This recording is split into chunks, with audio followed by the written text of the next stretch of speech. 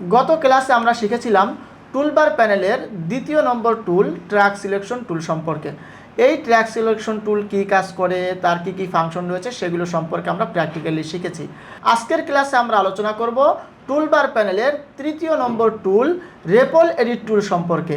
এই রেপল এডিট টুলের মধ্যে কিন্তু আরও কতগুলো টুল রয়েছে, অর্থাৎ এই টুলটার ওপরে যদি আমরা মাউসের লেফট বাটন ক্লিক করে চেপে ধরি তাহলে কিন্তু বাকি টুলগুলো এভাবেই আমাদের সামনে প্রদর্শিত হবে। তো আমরা দেখতে পাচ্ছি যে এখানে 4টি টুল রয়েছে। তো প্রথম যে টুলটি রয়েছে এই টুলটি সম্পর্কে আজকের ক্লাসে আলোকপাত করব। আজকের ক্লাসে আমরা প্র্যাকটিক্যালি শিখব। এখন এই রেপল এডিট টুলের কাজ কি, এর ফাংশন কি, এটা দেখার জন্য আমরা চলে যাব সিলেকশন টুলে, এবং সিলেকশন টুল আমি এনাবল করে দিলাম। এনাবল করার পরে আমরা কিন্তু টাইম লাইনে চলে আসব। তো টাইম লাইনে চলে আসার পরে আমরা দেখতে পাচ্ছি যে এখানে আমাদের দুটো ভিডিও ক্লিপ রয়েছে, অর্থাৎ বাম দিকে একটি ক্লিপ রয়েছে এবং ডান দিকে আর একটি ক্লিপ রয়েছে। তো আমরা চাচ্ছি যে আমাদের বাম দিকের যে ক্লিপটা রয়েছে এই ক্লিপটাকে কেটে আমরা ছোট করব। কেটে আমরা কি করব? ছোট করব। তো এটার জন্য আমরা কি করব? আমরা এই বাম দিকের ক্লিপের একদম সর্বডানে চলে আসবো। ডানে আসলে দেখতে পাচ্ছি যে এখানে মার্কারটা কিন্তু কী হয়ে গেছে? চেঞ্জ হয়ে গেছে। তো মার্কার যখন চেঞ্জ হয়ে গেছে আমরা এখানে ক্লিক করব, ক্লিক করে চেপে ধরে বাম দিকে নিয়ে যাব। তো বাম দিকে টেনে নিয়ে গেলে, ড্র্যাগ করে নিয়ে গেলে দেখা যাবে যে আমাদের ভিডিওটা কিন্তু কী হয়ে গেছে? কেটে গেছে, অর্থাৎ কেটে ছোট হয়ে গেছে। আচ্ছা, ছোট হয়ে যাওয়ার পরে আমাদের এই যে দুটো ক্লিপের মাঝখানে কিন্তু একটা ফাঁকা জায়গা তৈরি হয়ে গেছে। হ্যাঁ, এখন এই দুটো ক্লিপকে মিলাইতে হলে আমাকে কি করতে হবে? এই ফাঁকা জায়গাটা ক্লিক করে সিলেক্ট করতে হবে। তো আমি সিলেক্ট করে দিলাম। সিলেক্ট করার পরে এখন তৃতীয় আরেকটা কাজ করতে হবে, সেটা হলো আমাকে এই খালি জায়গাটা ডিলিট করতে হবে।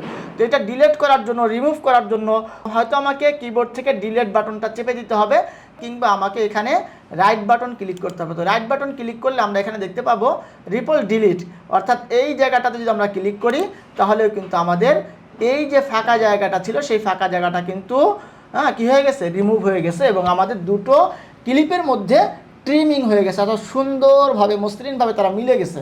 তাহলে এতক্ষণ আমরা যেটা দেখলাম যে সিলেকশন টুল দিয়ে একটা ভিডিও ক্লিপকে যদি আমরা কেটে ছোট করতে চাই তাহলে আমাদেরকে সেই জায়গাতে 3টা স্টেপ নিতে হয়। প্রথম স্টেপ হলো আমাদেরকে ভিডিওটা ড্র্যাগ করে ছোট করতে হয়, অর্থাৎ ভিডিওর যে অংশটা আমাদের প্রয়োজন নাই সেই অংশটা ডিলিট করে দিতে হয়। 2 নম্বর কাজ হলো এটা ডিলিট করার পরে দুটো ক্লিপের মধ্যে ফাঁকা জায়গা তৈরি হয়, এবং সেই ফাঁকা জায়গাটাকে দূর করার জন্য সেই ফাঁকা জায়গাটাকে সিলেক্ট করতে হয়।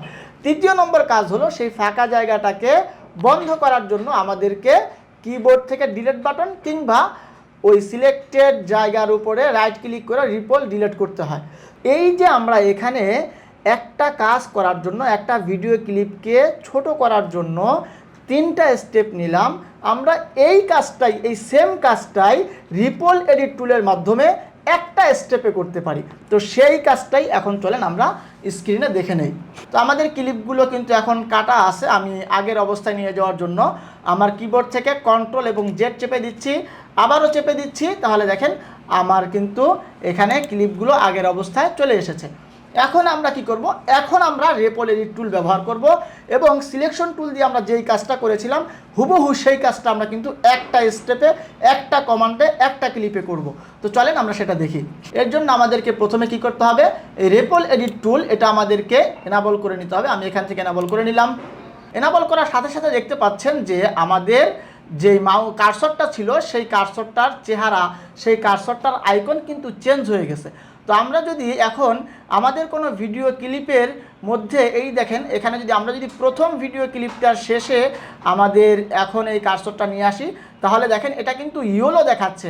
তো আমরা যখন এই সিলেকশন টুল ব্যবহার করে কি করেছিলাম, এখানে ভিডিও ছোট করার জন্য আমাদের কার্সরটা এনেছিলাম, তখন কিন্তু সেই আইকনটা কি ছিল, মার্কারটা কি ছিল? মার্কারটা ছিল রেড কালারের। আর আমরা যখন রেপল এডিট টুল এনাবল করে সেই একই জায়গাতে, একই ভিডিওর একই স্থানে নিয়ে আসছি, তখন কিন্তু আমাদের কার্সরটা, আমাদের মার্কারটা কী হয়ে যাচ্ছে? ইয়েলো কালারের হয়ে যাচ্ছে। তো ইয়েলো কালার যখন হবে তখন আমরা বুঝতে পারবো যে এটা আসলে রেপল এডিট টুলের কার্সর। তো আমরা এখন কি করব? আমরা এই প্রথম ভিডিওর শেষ ফ্রেমে বা একদম লাস্টে এসে আমরা মাউসের লেফট বাটন ক্লিক করে চেপে ধরবো। চেপে ধরে আমরা এটাকে টেনে ছোট করে নেব, আমাদের যতটুকু ছোট করার ততটুকু আমরা ছোট করে নেব। তো আমি এই পর্যন্ত ছোট করলাম। ছোট করার সাথে সাথে দেখেন যে পরবর্তী যে ক্লিপটা ছিল সেই ক্লিপটা কিন্তু অটোমেটিক কি করেছে, তার আগের ক্লিপের সাথে অটোমেটিক যুক্ত হয়ে গেছে। তো খেয়াল করেন এই কাজটাই কিন্তু আমরা সিলেকশন টুল দিয়ে একটু আগে করেছিলাম, এবং তখন কিন্তু আমাদেরকে 3টা স্টেপ নিতে হয়েছে, 3টা কমান্ড করতে হয়েছে। তো আশা রাখছি আজকের ক্লাসটা আপনারা বুঝতে পেরেছেন। তো আজকে এখানে রেখে দিচ্ছি, ইনশাল্লাহ পরবর্তী ক্লাসে পরবর্তী টুল নিয়ে ইনশাল্লাহ আলোচনা হবে। সেই পর্যন্ত সাথে থাকবেন, ভালো থাকবেন, এই আশাবাদ ব্যক্ত করে আজকের মতো এখানেই বিদায় নিচ্ছি। আসসালামু আলাইকুম ওয়া রাহমাতুল্লাহি ওয়া বারাকাতুহু।